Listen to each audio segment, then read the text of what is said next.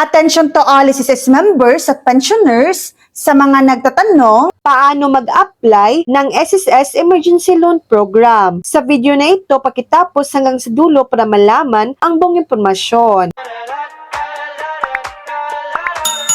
Una, mag-apply online gamit ang iyong My.SSS account. Pangalawa, ang loan proceeds ay direktang i-release sa Active My SSS card or UMED ATM Pay card o active single account sa alinmang PesoNet participating banks na nakapangalan sa miyembro at naka-enroll sa DAIM ng My.SSS account. Important reminders, ibabawas ang remaining balance ng existing emergency loan sa bagong loan. Hindi pwedeng i-avail ng sabay ang emergency at calamity loan. Kung may outstanding balance sa calamity loan, ibabawas din ito sa proceeds ng emergency loan. Paalala, ang renewal policies na ito ay applicable din sa loans granted bago ang effectivity ng circular. So yan lang po ang latest update.